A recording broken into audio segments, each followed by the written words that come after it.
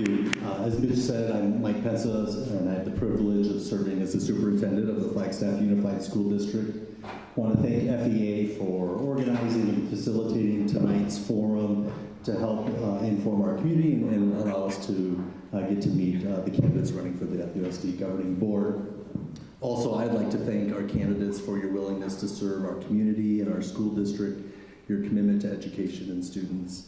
And as our governing board members who are here can attest, and governing board president Carol Haden is here, Dr. Carol Gilmore is there. Did I miss any other governing board members? They can attest to the amount of time and reading and meeting that's involved in listening and helping to provide governance and direction for our school district. So thank you for your willingness to serve in that way. And then just also thank our audience for giving your time tonight, because you want to be an informed citizen and make great decisions and there's big decisions affecting our state and our Flagstaff community and our school district on this fall's ballot. And so thank you for taking the time to learn so you can make informed decisions. I'm going to spend just a few minutes hitting the highlights about the two propositions that the FUSD governing board unanimously placed on the ballot for our local district voters to consider. Proposition 423, which is a 6-year bond program, and then Proposition 424, which is a renewal of the current override that's in place. There were handouts out on the table. If you didn't get one of those before you came in, I'll be out there. I think President Kelty, you're willing to be out at the table after the forum, so you can get a handout. And if you have any questions about these two propositions, I'd be glad to answer those. So first I'm going to jump into Proposition 423, which is the bond program. And to provide some context, a bond can fund capital needs that the district has, such as facility improvements, technology programs, buses, any kind of equipment that you buy and it should last more than a year. And curriculum materials, all those kind of things can be funded with capital funding. And you may have heard that the state of Arizona is underfunding public education. You may have heard. But I want to tell you what that means for FUSD in the area of capital funding. And so to provide some context, in 2007, FUSD was receiving about $7 million a year from the state in capital funding. And so they could buy curriculum materials on a regular cycle, start investing in a technology program, and keep pace with some of that general maintenance you have, roofs, parking lots, to take care of, the aging facilities.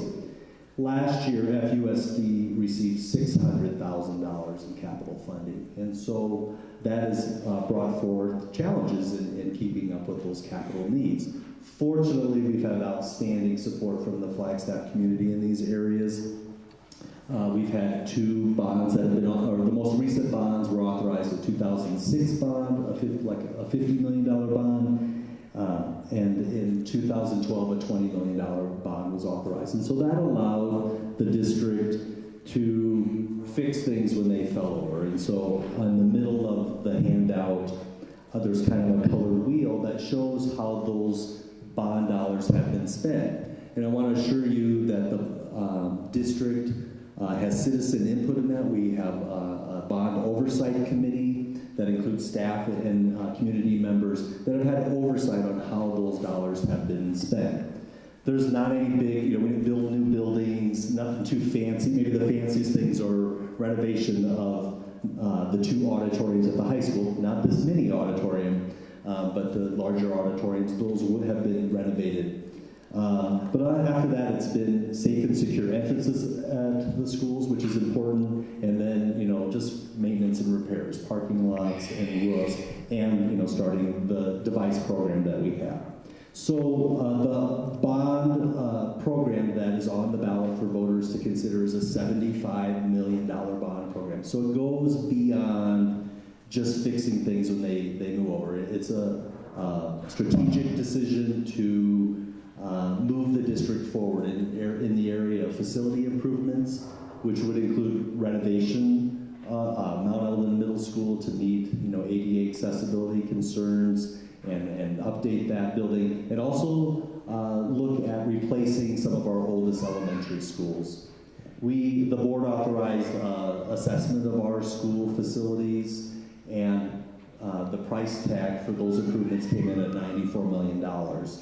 We're not going out and asking our voters for that. We're asking for a $75 million program that addresses some of those prioritized facility needs, but also addresses technology and buses. So we're going to have to make some difficult decisions on prioritizing them, but there are improvements that would touch every building in the district for health, safety, security, to meet those standards, keep up with some of the major maintenance, again, renovation at the middle school, and start replacing our oldest elementary schools. We also aspire to have more access for our students every day in technology. Right now, we have about 5,000 devices, iPads, or laptops in the district that serves 9,800 students. So there's a lot of sharing that takes place among the buildings, among the students, and especially during testing, the testing windows creates challenges for our students to have that access to technology. So this bond program, if authorized, would allow us to have one-to-one access for our students. And then you may know this is a large county and a large square mile school district, and so we rack up a lot of miles on our school buses as we transport students to and from school. And about a third of our bus fleet has 200,000 miles on them right now. And so this bond program, if authorized, would allow us to be more aggressive in our replacement cycle of our school buses. This bond program, the average additional taxes for the bonds is projected about $41.94 per $100,000 of your limited property value, the value they use on your property when calculating your taxes, because there's some rollbacks, it's not that full market value. And this, if authorized, would be an increase to property taxes.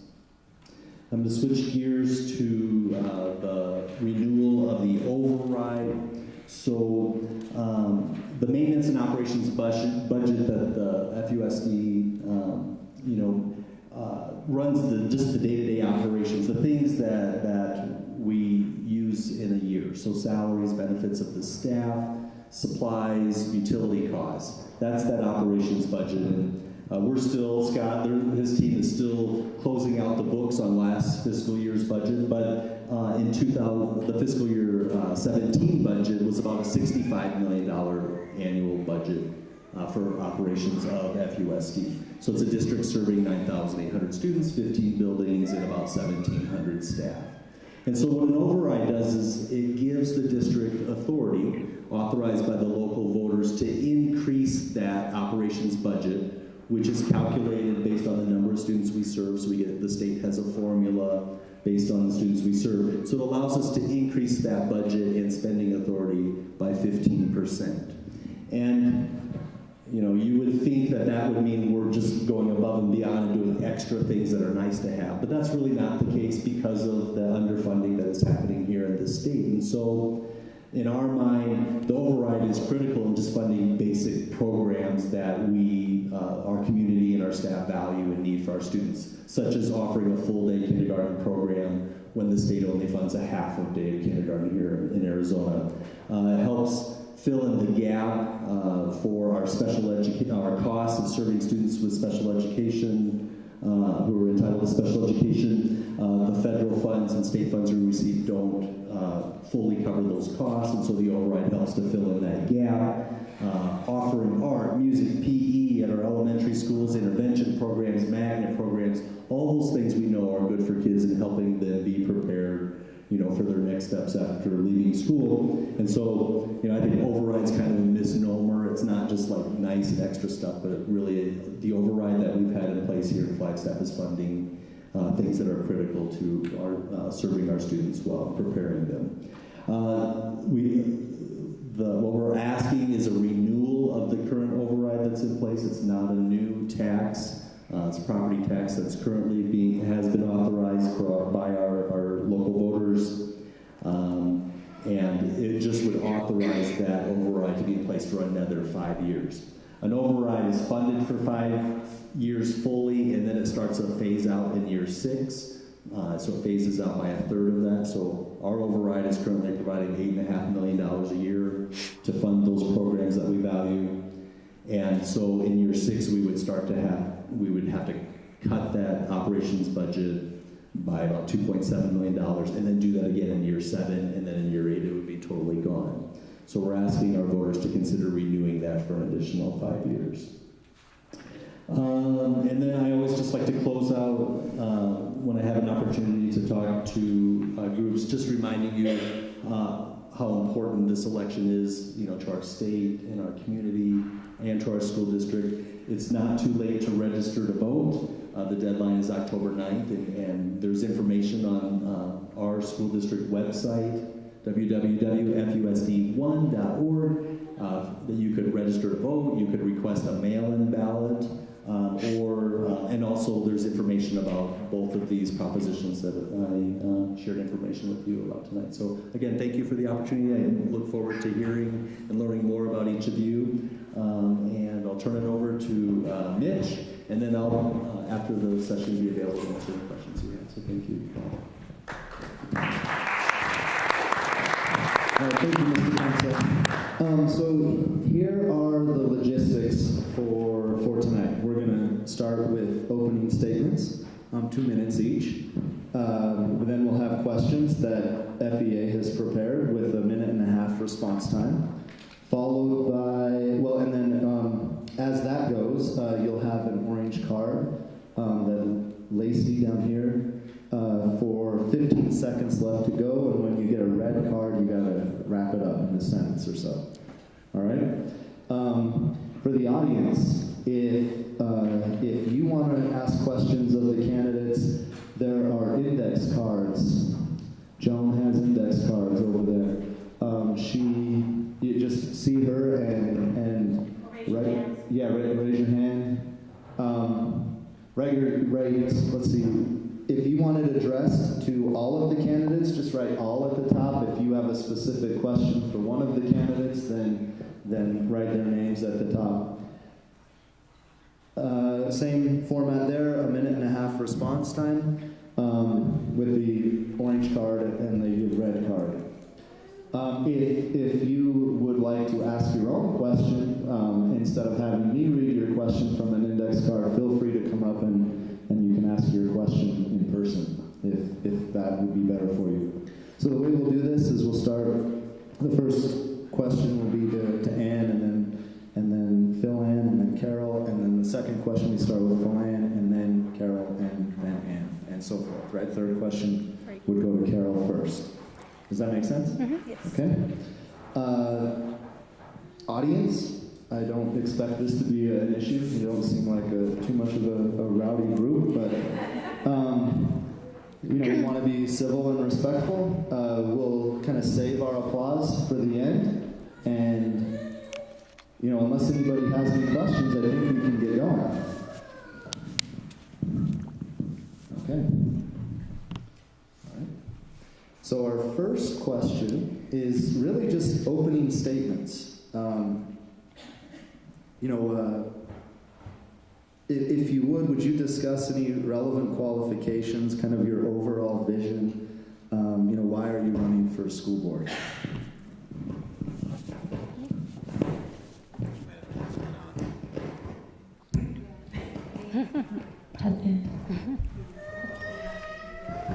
Good evening. Thank you, FEA and FUSD, for providing tonight's forum. My name is Anne Dunno, and I'm running for school board to serve our students and families of FUSD and to make FUSD the best it can be for our kids. And as a school board member, I will serve as a bridge between the community and the school district. Unlike most of the candidates on the board, I do not have a background in education as a career. Instead, I bring my perspective as an FUSD parent, a working professional, and knowledge of the community to the school board.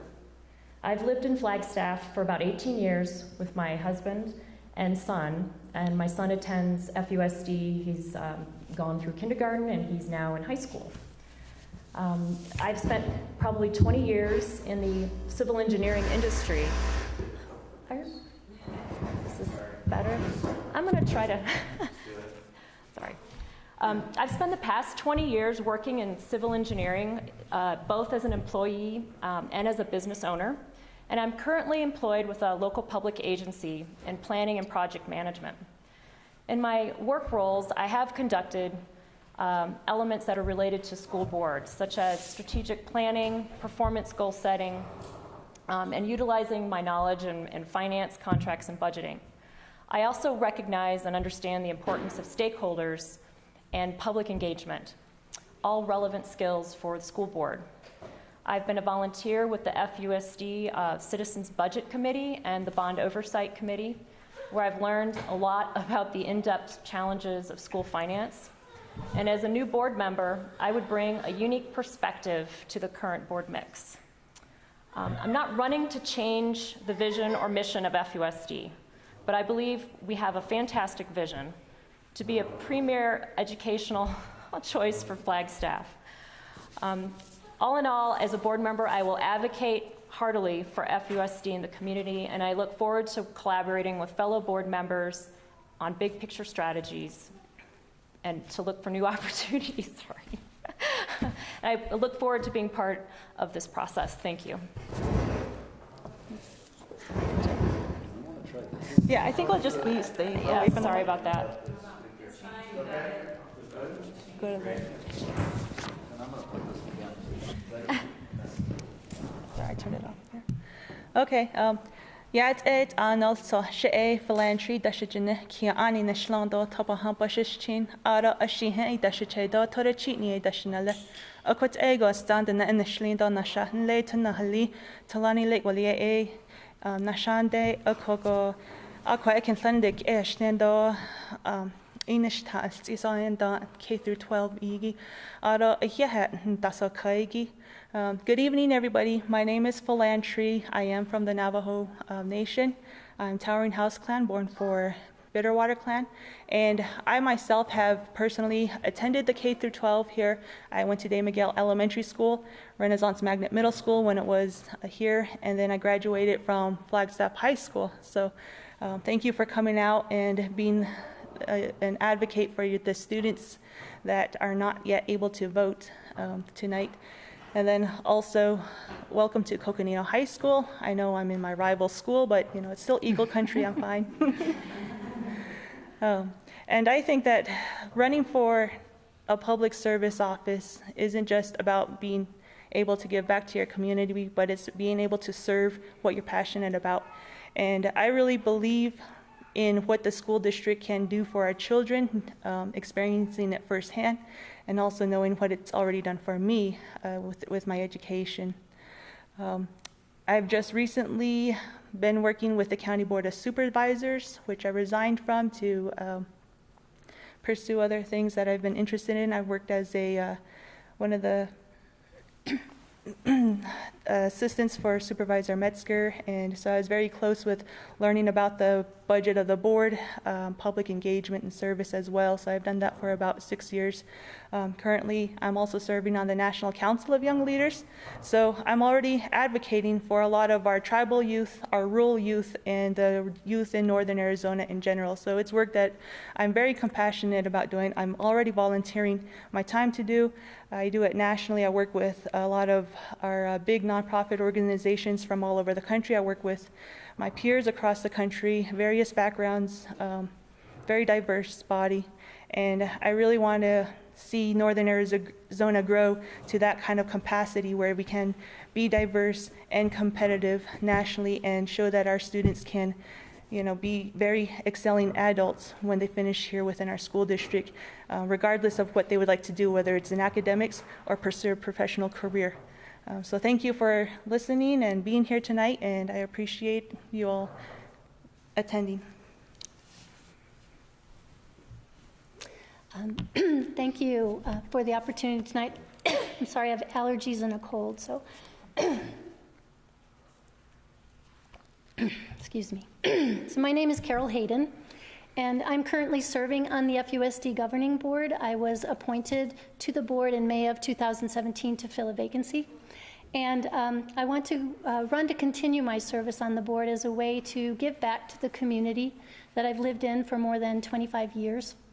My husband and I have 2 sons who have grown, and we've seen them thrive in FUSD schools, and I'd like to be able to continue to serve the schools.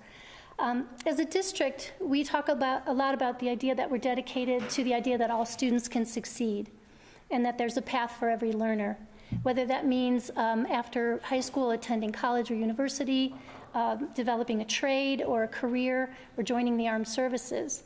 And all of these I see as viable paths.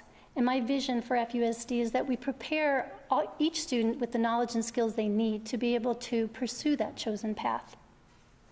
As a governing board member, I've been committed to accessible and equitable education for all students. I've been in education for more than 30 years, starting with my tenure as a high school biology teacher in Tuba City, Arizona, a long time ago. Since earning my doctorate in education in 2006, I've been an educational researcher, and what I do is I help programs understand, I'm an evaluator, help programs understand how well they're meeting their goals for the learners that they serve. So my work and my service on the board gets me into classrooms in Flagstaff and actually across the country. And I've been able to see what it looks like when there's effective leadership and a coherence between a governing board and teachers and staff in terms of helping students to succeed. And I apply that experience to my work on the board. As a board member, I've listened to parents and community members to understand their concerns about our facilities and programs, and have gained a deep understanding of the successes that we can celebrate for FUSD and the challenges that we face as a district. And so I feel it's an honor to serve on the board, and I hope to continue to have the opportunity to do so. Thank you. Okay. Thank you. Our second question, we'll start with Philan. What is an area where you think FUSD currently shines? Shines. Oh, okay. So the area that I see FUSD really shines at is our diversity. And I'm not just speaking about our communities or the families that make up our communities or our student bodies. I'm speaking about a lot of the programs that exist within our schools that help our students, whether it's a lot of the culinary school classes, the welding, or even some of the technology that we've been really getting stronger at through our STEM programs. And I think that a lot of this needs to continue because through our diversity in our workforce within our community, we can utilize that to enhance the learning ability of our teacher, or our teaching ability with our teachers and students. And I think our students would really excel by a lot of the diversified partnerships that we need to really take advantage of within Northern Arizona. We have a lot of great employers here that are always currently looking to hire well-trained people and making sure that our students are ready for either the workforce or the community college or the university, any university. I think that's really great for them. And so I think our FUSD shines within our diversity, but then we also need to continue that and use that to our advantage in all aspects. Okay. I agree that I think we shine with respect to the variety of the programs and the services that we offer to our students. I think that speaks to what I was talking about in terms of having a path for every learner and a place where they can succeed. And we see that across the spectrum in FUSD, from the preschool programs that are housed in some of our schools. I just recently had the opportunity to tour the daycare and preschool at Summit High School. So there we're serving students who would not be able to finish their education without the support that they're getting from those programs. So to being able to serve a variety of learners, our programs with the Alpine Leadership and the Mighty Magnet programs give our students an opportunity to have some choice in terms of what they want to specialize in at a very young age. I also feel like we have very strong programs in our high school for career and technical education in our partnerships with Coconino Community College, the Alpine Academy at the new Alpine Academy at Flag High, as well as the Advanced Placement Academy gives students a lot of pathways there. I think about the work that Puente de Hoja was doing to become an international baccalaureate program, and we're seeing that go on. There's some shout outs for that in the audience. And we're seeing that being pursued as well at MEMS and Coconino. So I really think that we have a lot to be proud of in terms of what we offer.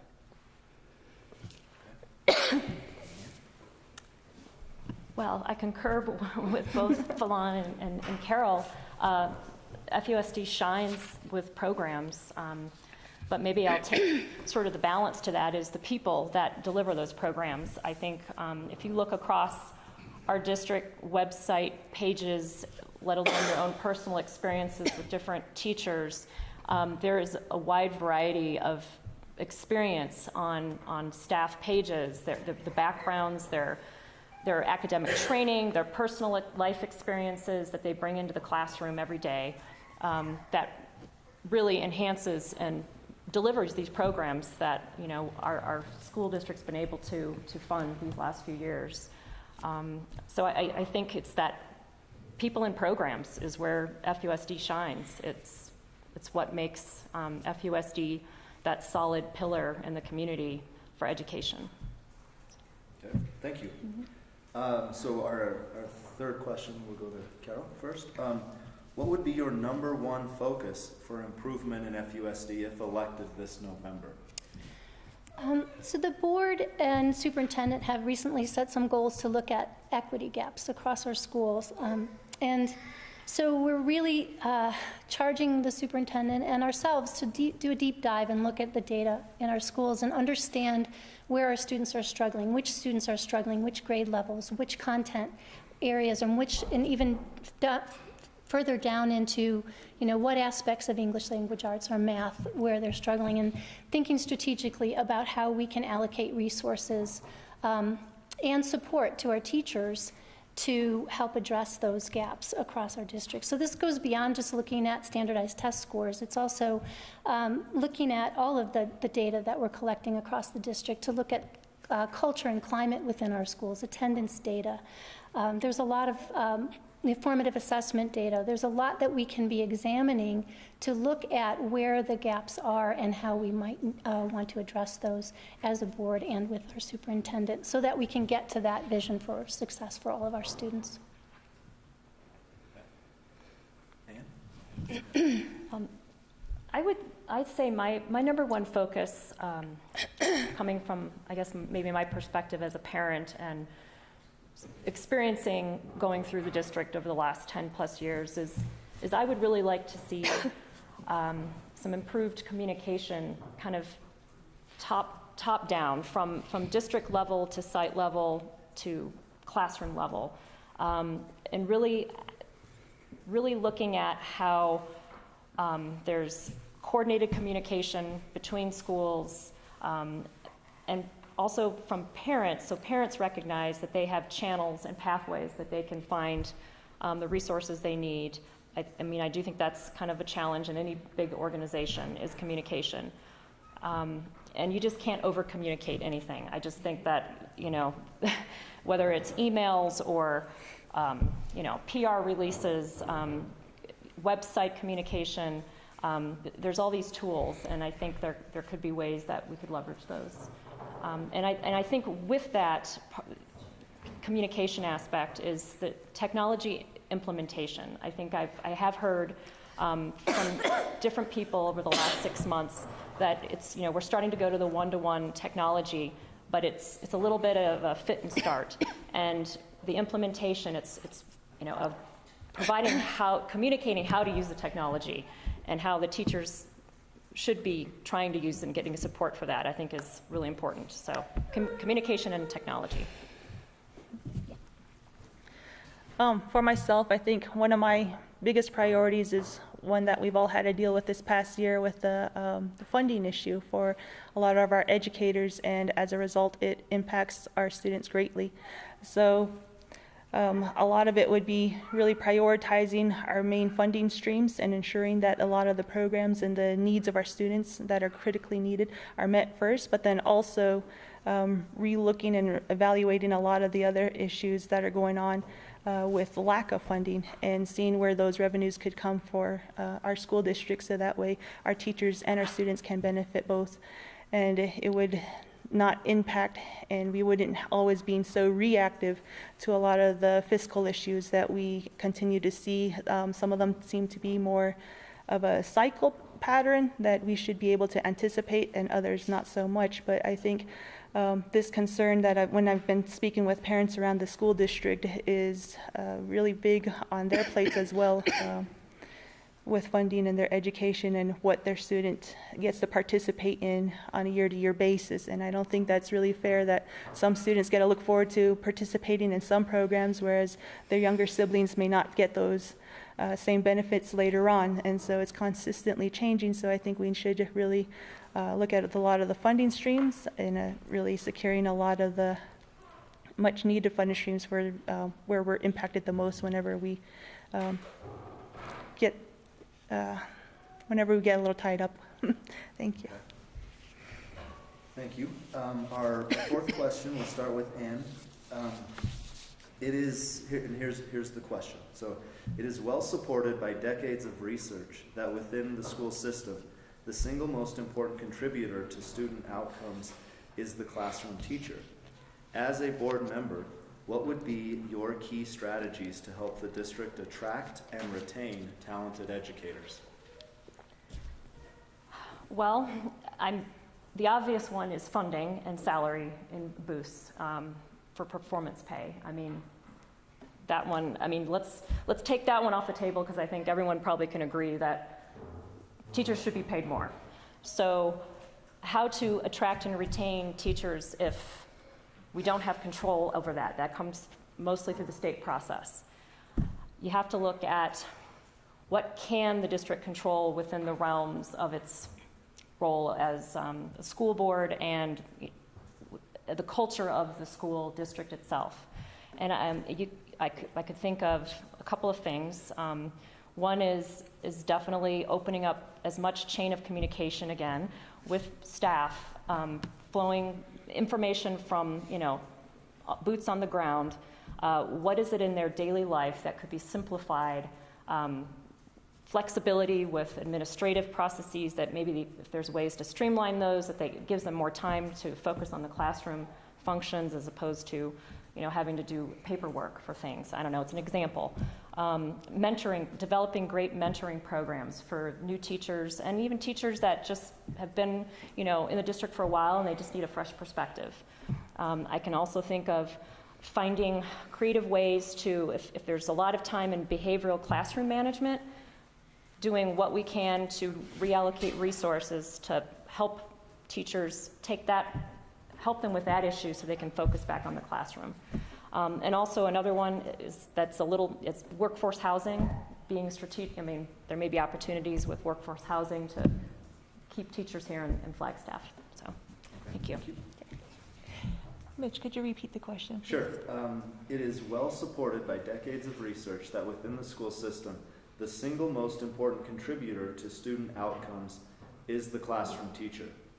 As a board member, what would be your key strategies to help the district attract and retain talented educators? Well, I think that question is well said. The hiring process and retention process really go hand in hand.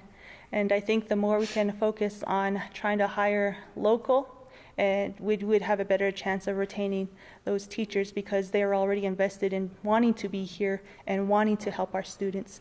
So I think if we could attract those type of educators and help them continue to stay where it's affordable for them to provide for their family and support our students as a whole, I think it would be a win-win. From my personal experience with my education in FUSD, I've really been able to connect a lot better to teachers that were from here and that were local, more so than some of my teachers that were not from Arizona. Not to say that they weren't bad or better teachers, it was just being able to connect and being able to retain a lot more information from them because they had that communication with the student already and they were able to teach in a way that was relevant to the environment that the students were growing up and being raised in. So I think if we could really focus on our efforts of trying to recruit locally and retain those that are local to help our students, I think it would be great for everybody. Well, I think Flagstaff is, we all know, is a unique and desirable place to live. But even here, we've seen a decrease in the number of applicants for teaching positions in the district. So, we do have to work within the bounds of the budget that we're allocated, but being able to look at, I'm hoping that, especially through, if we can have some voter approval measures, to be able to continually look at particularly our base pay, starting salaries for our new teachers. When we talk about teacher retention and you look at the research, several factors come out, the rise to the top, pay being one of them, which we've already talked about, but working conditions are a big factor. So being sure that teachers have the administrative support that they need, the access to the professional resources they need to be able to do their job, that they have a voice in issues related to their schools and related to the district is important as well. I think that we need continued access for our teachers to high-quality professional development. We're expecting teachers to teach certain standards, so being able to support them through professional development and other resources to be able to implement those standards in a way, and doing it in a meaningful way, and assessing our professional development to understand whether it's effective. And then finally, I think that we could strengthen our new teacher mentoring and induction work so that new teachers feel supported and have maybe a peer mentor within the district that helps them in their early years when it's the toughest as a new teacher. Okay, thank you very much. So this question is lengthy, so if you need me to read it again, and we'll start with you, Philan. That's fine. As most of you are aware, there are a number of states and charter school networks which have proposed that a significant portion, up to 50% in some cases, of teacher salaries be linked to standardized test results. At the same time, there is a growing movement across the nation for parents to opt their students out of these tests. What are your thoughts about the role of standardized testing in education, whether teacher salaries should be attached to the results, and whether parents should be able to opt their children out, even if it could result in the loss of federal funding or could affect teacher salaries? So I think if we step back and look at the bigger picture of things, when we're talking about standardized testing, somebody's making some money somewhere off of these tests, and it's not us. With the curriculum to teach it, with the materials needed to provide for the students, with the technology now needed to even take them, I think if we invest a lot more with our teachers being able to teach and allow our students to be able to learn to be critical thinkers and problem solvers, I think they'll be able to excel whether there's a standardized test in front of them or a nice job opportunity where they don't need another degree, but they need their hands and their thoughts and their thinking capabilities. So I think with the parents having the option to opt their child out, I think it would be great on various levels, because the student and the parent may have another communication of what the child wants to do. Not every child is going to want to pursue academics after they're finished with their K-12. However, the standardized testing is a great way to measure and see where we are performing collectively. I think it's a great tool, but I think we really need to decide on how much we want to emphasize and stress teaching to the standards rather than teaching to critical thinking and problem solving. Thank you. So in my work as an evaluator, I would not judge the merit or worth of a program on a single data point. And I think that we do that a lot with our standardized test scores. I do believe that there is value in testing if we're saying if the tests are aligned to what we expect our students to know at the end of a grade level. So they have value, but they're not the whole picture. when you talk about tying them to teacher pay. I think there are other aspects to success that should be looked at for a teacher. You know, how are they monitoring and adjusting their instruction through the course of the year? How are they supporting students socially and emotionally in their learning? How are they fostering growth? Are we seeing growth in a student from beginning to end, whether or not if they started well below grade level in their reading, but they're brought up a couple of grade levels and still maybe below their grade level, but they've grown. And to me, that's a mark of success for the teacher as well.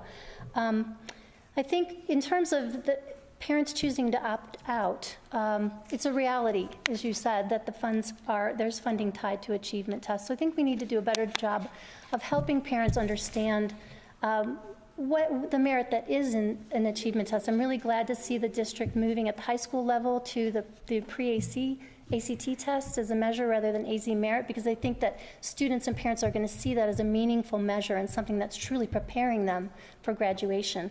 So I think helping parents understand where those tests, where the strengths are in those tests, what you can learn from them, and also what their limitations are in painting the picture of student and teacher success. Well, to answer the first question, what are my thoughts on standardized testing? It follows Carol and Philan. It serves a function and a role, but it shouldn't be the focus of everyday life of a student. There is, I don't think anyone, likes to be judged by one snapshot in time of how they perform on that particular day. To your point about the data point, not looking at you have to look at collectively how a student performs in their not just one point in time. And really, I guess, with respect to the timing that it takes from staff and everything, to your point about the costs and the focus within the school, I've seen that as a parent. When my son was in elementary, there was a lot of effort just to get through the testing, whereas it didn't seem like the curriculum was actually, I think it kind of drains the creativity out of the classroom to some extent. Now, whether teachers, I don't believe teacher salaries should be directly attached to the results. There should be ways to evaluate teacher performance from other methods through peer evaluations, third-party evaluations. And finally, for parents to opt out, I think they should have the right to opt out, but there should be good communication as to why the test is important for the purposes of the school to get the funding. So, thank you. Okay, thank you. So, our next question will go to you, Carol, first. What kind of relationship would you hope to have with FUSD employee organizations? For example, FEA. Okay. So as a governing board member, I was part of a unanimous vote to reinstate our relationship with FEA. I think that employee organizations have a place in helping the administration and the governing board understand the concerns of our teaching staff, because I think that you are you're the boots on the ground. So you have the ear of other teachers. They can come. When you have an employee organization, they can express their concerns in a way that they feel safe doing so, and those concerns can then be passed along to the administration as well as to the board. And I think that employees need to have advocates when it comes to the time to negotiate for salaries and working conditions. I think it's important that employee organizations, since that oftentimes dues are prohibitive for some people to join them, that they're making it's the best effort possible to make sure that they really are representing the voices of all of the teachers in the district as well, aside from just those that are members of the organization. Okay, thank you. I would like to see an open, transparent relationship with FEA as far as communication in the way that they're able to engage through the school board policy, HR committee aspects. I know they've been able to be members of a HR committee and participate in the contract negotiation process. Again, as a formal part of school policy, but also in an informal way if there's forums within the school communication process with FEA that can bring in not just member teachers, but also make sure their other teachers have a chance if they're not able to make the dues, I think. But to Carol's point, just really making sure there's a good cross-section. But definitely want to make sure FEA has as much opportunity to speak and through the formal process and in an informal process. Okay, thank you. Fine. I think the working relationship between FEA and the FUSD governing board should be similar to the way we have a lot of communications with everybody else who we represent. I think that everybody should feel welcomed and feel that they have an equal voice at the table, whether they're part of an organization, whether they're a parent, or whether they're a student. And I think that as a governing board member, I'd be really open to working and listening to all, whoever approaches, whether it's FEA or not FEA or anybody else, especially those that we represent that are too young to vote and to have a voice at a table. We are there to provide that voice at any capacity that we can. So, and I think that FEA could also strengthen their communications with their families to provide that same opportunity for our students as well. And I think overall, when we have a good relationship and we can demonstrate that to our families, I think that it would speak volumes to what our communities can do, not just locally, but across all sectors, in making more partnerships so that our students can be successful. Thank you. So Anne, this question will start with you. This is our last question, and then we'll get to audience questions. The state legislature controls the lion's share of our district's funding. What do you see as board members' role in advocating for the school district with our state legislatures from District 6? We'll start with Anne. Sorry, Anne. I think you said Philan. Oh, yeah, sorry. For a second, I did too. I think the board has a role definitely to be part of the advocacy for public education through channels, coordinating with ASBA and getting FUSD's goals aligned with ASBA and some of the other organizations that can have the ear of the legislators in our district. But I also think we have the ability as a district to develop those relationships and have the opportunity to make, regular meeting times, ideally even coordinate with other school districts in LD6 to kind of work as a coalition and make sure we have good one-on-one relationships with our representatives. Okay, thank you. Mm-hmm. I think there's some miscommunication between our school districts and a lot of the state legislatures, particularly those that are not from Arizona when it comes to our education system. And I believe that through advocacy, a few of those could be reminded that without a strong K-12 education system, a lot of our universities will soon struggle because our students will no longer be eligible to even attend universities.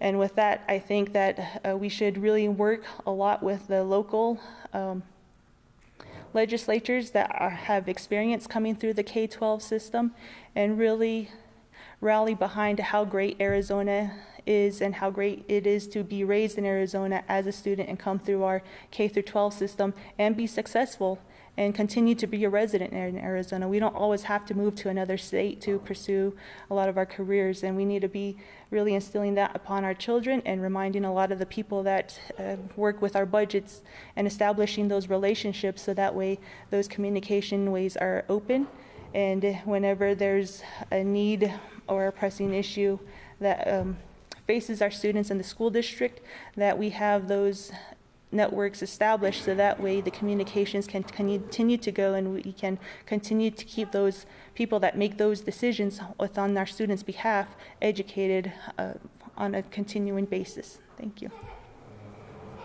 I think as a board, we do have a role in advocacy with our legislators. I think we have an obligation to make sure that our legislators have access to accurate information about our district in terms of our needs, our current levels of funding, how we're working to meet the needs of our students within budgets that have fallen, as Mr. Penson noted, to well below the pre-recession levels. We all know the constraints that we face in Arizona, and everyone knows the statistics that are often cited about where we fall in national rankings for pupil spending and teacher pay. So I think that we do have that role as a board to advocate so that we can give our students what they need. And, you know, ultimately, board members are citizens, so I feel like we should be doing that as well in our private capacity. I know that I've become a lot more active in the last couple of years as an advocate for my beliefs. So I think that this also relates to advocating for students across the state as well as just within our district, and you know, supporting our teachers as they exercise their voice to the legislature this past spring, and also you know, ensuring that across the board we're advocating for safe schools, which is a big concern right now in our community and across the state. Thank you very much. So we'll move to our audience questions. There's a couple up here that where the audience member would like to ask the question. I think that's fine. We'll start. We'll go in order of the questions as I kind of received them, and we'll start with Philan. You'll get the first question. We'll just kind of keep the rotation going. So the first one says, as a school board member, will you commit to uphold the value of inclusivity by working to ensure that all the facilities owned by FUSD meet current Americans with Disabilities Act standards, thereby ensuring equal access to these facilities to all students, parents, and citizens of our community? I would say yes. And through personal experience, I would say this is actually a very big priority. We've seen it this past year with even our voting places that weren't even meeting these standards, and I think it's the very least we can provide to our students as far as even being able to access education. It's being able to physically access education, and I think that's great precedence within maintenance of our facilities and within our budget. If we're not even trying to allow our students to physically be in the classroom, then we're already one step behind of everybody else.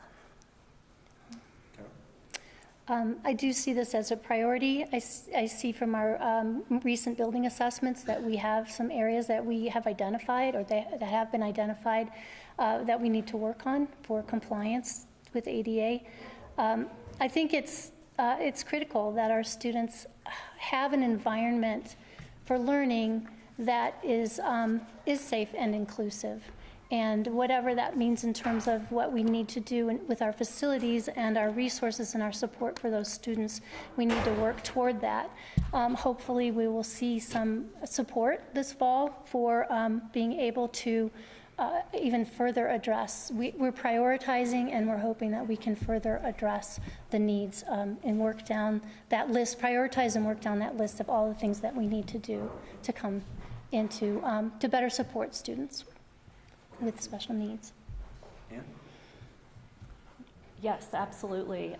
ADA accessibility to facilities is mandatory and should be something we do, and our facility and operations have been committed to making changes through these buildings that are very, very old, most of them probably from the 1950s or prior. And so when you're dealing with a lot of different systems, it's complex, and I know the district's been addressing issues over the years and will always continue to keep making improvements to our schools so our children can get into the buildings and access classrooms and teachers and programs. Absolutely. Okay, thank you. The next question, will you take a pledge to forego inappropriate tax-funded benefits and gifts in your position on the school board, such as meals when not in travel status, For example, meals provided to the school board members prior to meetings. And this question, I believe, goes to you, Carol, first. Okay, can you repeat that so I'm Yeah, clear? will you take a pledge to forego inappropriate tax-funded benefits and gifts in your position on the school board, such as meals when not in travel status? Okay. So, I do hold myself to high ethical standards in my work in terms of how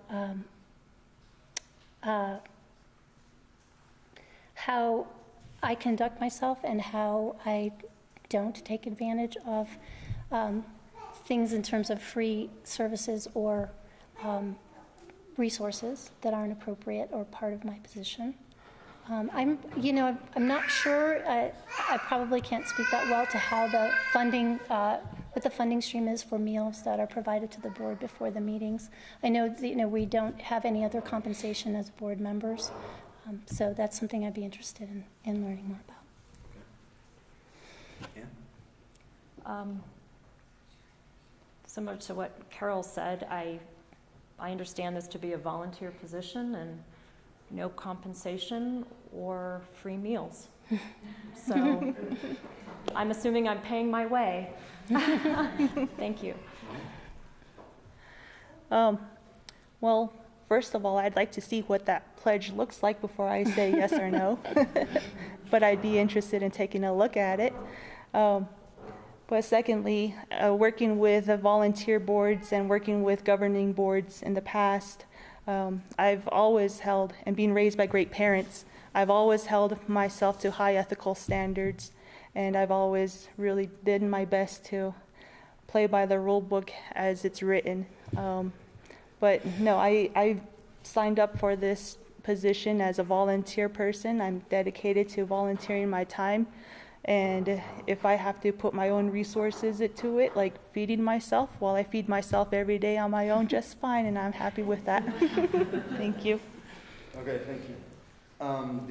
The audience member would, if the audience member would come forward and ask your question. There are only one? No, I have two here. Okay.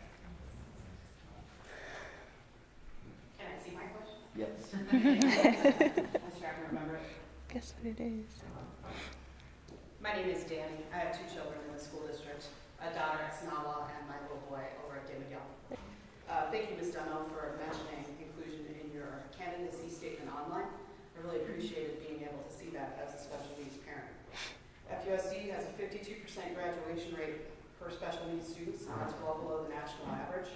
Your school buildings aren't ADA compliant, and I'm just wondering how you as a board member might be able to increase services for the 15% of the population of this school district that's serviced by IEPs. Can I ask a qualifying response question? Are you assuming we can bring in more funding to address the solution, or are you asking me to come up to strategize on how I would do that without funding? That's a question. I don't think that the issue, as a parent, as I see it, isn't all type of funding. Okay, thank you. That helps a little bit with the background. I guess the first strategy I would take is bringing together the group of parents that you're speaking about, the families that are directly impacted by this, and really trying to understand the full breadth and issue of their concerns. And then from there, look at, again, breaking it down into what are some of the things. Is it the type of service? What is it about the program? Staff, resources, mismatch of resources and staff, just those operational type of elements. And those are the kinds of things that I would expect as a board we would be asking the superintendent to address if you came to the board and asked a question, that as a board we would look back to the superintendent to go and look at his operations and if they are specific to an operational element, and then look to that superintendent's analysis of what's going on and what the potential alternatives could be. And if there isn't something that can be addressed, at least a response back to the group to be able to address or speak to your concerns. Okay, thank you. May you please repeat your question for me? Sure. FUSD has a 52% graduation rate for special needs students, well below the national average, and our school buildings aren't ADA compliant. How can you, as a board member, increase services for 15% of the population that obviously needs it? Well, again, back to my statement earlier, if our children can't physically access our education facility, then we're already one step behind. And I think a lot of, with being compliant with ADA, number one, it's by law. Number two, not the challenge with working with students with disabilities is that they're not like everybody else, and a cookie cutter, solution isn't going to work for every one of them. And so it's really looking at what the students need, but then also seeing if it's a challenge for all the other students. In the past, there have been students saying it is an issue for, a visually impaired child where they cannot see the steps. But when they looked at it and the IEP and the parent and the teachers and the school worked together, it was actually an issue for all the students. But all the students just weren't speaking it up because they could see perfectly and they were expected to. So what is a challenge for one student could be a challenge for all. And we need to be working and communicating with our students and with our parents and ensuring that the staff that are responsible for their safety while they're in our facilities are knowledgeable of it. I think I would like to see a greater effort to reach out to more parents of students with IEPs. I think that you have certain parents who will be more active and go to meetings, PAC meetings, and I think that making a concerted effort to get a broader understanding of what our parents are experiencing across the district is really important to hear what kind of needs are surfacing that parents feel aren't being addressed. I think that we really do need to be looking at what our priorities are in terms of how we're going to address our issues related to ADA compliance. What are our most pressing problems and how can we address those? In a timely fashion, because I think it's some of the problems and issues that we have in some of our buildings have been there for a while. So I think it's a matter of really looking at that closely and understanding what can we tackle first and what's our biggest priority. Okay, thank you. You want to ask your next question? Oh, okay. I had a second question, and my second question was, short of a financial contribution, how do you see parents as stakeholders in this school district? In a season where you guys are asking us for money as parents, Sure. In the off season, how could parents be contributing to the school district as possible? Are we to Philan? I believe Oh. we are. Okay. Yeah. Well, I would really like to see the day when our federal government saw our children as an investment rather than as an expenditure, because that is the reality of our communities. Our children are our greatest investments. They are also our greatest teachers. And I really think that through the programming that the teachers or the parents and the students like and need, whether it's after school programming or any of the specialty skill programming that aren't offered through the regular curriculum, if we can prioritize so that way the parents and students are also feeling like they're getting what they're putting into their education, not just academically and standardized testing, but a little extra that's going to help them in the long run. Because, like I said, not all students want to be in school for academics, as a career student. A lot of them want to use the school system as a stepping stool into their next endeavor, whatever life goal that they have.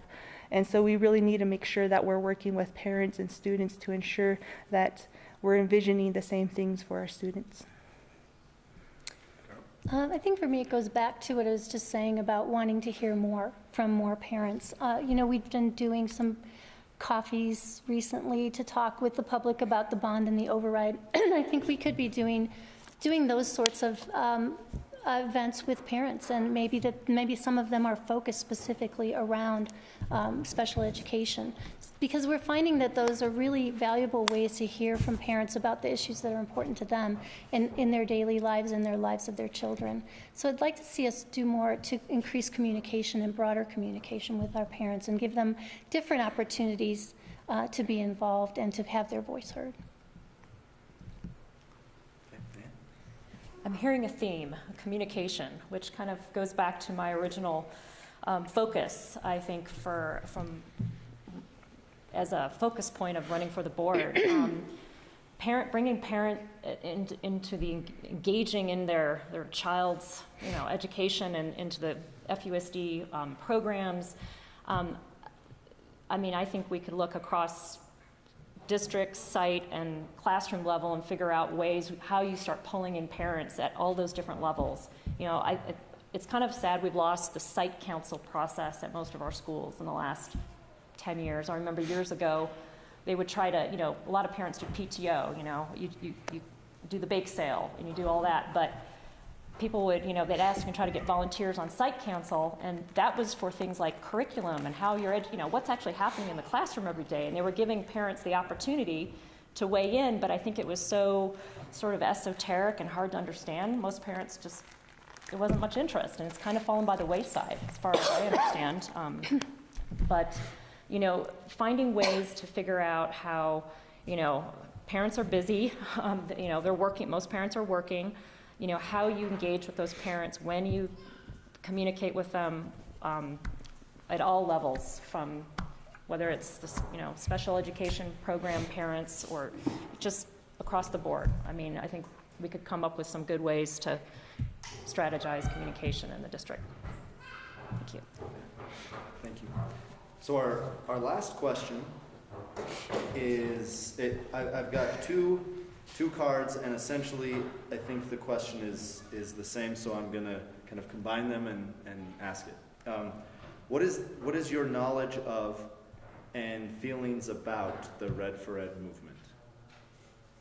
Let's see. I think we're to you, Carol. Yeah. The board signed a resolution in support of Red for Ed, and I was very proud to be a part of that. I think that we are faced with the political realities in Arizona regarding funding and support or lack thereof for education. And so I think it was time for a grassroots movement for teachers to make their voice heard. So I think that it did a considerable amount to move things forward. I think there's still work to be done. And so I would continue to support those efforts. Okay. What do I think about the Red for Ed movement? I think it was about time that there was not a lot of other choices that our teaching community had. And I'm very proud of our school district for actually getting out ahead and having that resolution process this spring and working with the teacher groups to really make sure they minimize the impacts for our kids in the district. Through that process, they kept that communication going with the school board. And really our community rallied for during the strike and during the walkouts. And it was, I think, a pretty defining moment for Arizona. I hope it continues to not lose its momentum. So. Okay. Red for Ed, what I saw was a community coming together and really rallying behind our educators as a result of some failed budgeting. And what it says to me is that if we can do that much while being reactive, just imagine how much more we can do if we turned our efforts and were more proactive in our a lot of our initiatives for our teachers and our students. And I really appreciate the FUSD staff and the school district. They got creative and we're able to do it just more and make it for more than just teachers. It was a lot for the staff that really do give a lot back to our students, a lot of the faculty. So I really appreciate their ability to be knowledgeable enough with budget and working with budgets where they can find additional fundings to not just give our teachers raises, but then find ways to aid our counselors, aid a lot of the staff that make our schools run on a day-to-day basis flawlessly for our students. So I think it was a great reaction, but what I would like to see after knowing that our community can come together like that, I would like to see us being more proactive in the future around these fiscal matters. Okay, thank you very much. I think we owe the candidates a round of applause.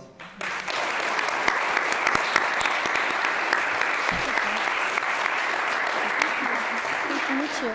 So that ends it, and I would like to just encourage you all to talk to your friends, neighbors, acquaintances, talk to anybody, and encourage them to vote for. Can I say that? I don't know if I can. Vote for the bond and the override, right? I'm going to say it, 423 and 424. I'm not wearing a badge, okay. And just vote in general, right? But we really need that funding. So thank you again. Thank you very much for being here. Thanks.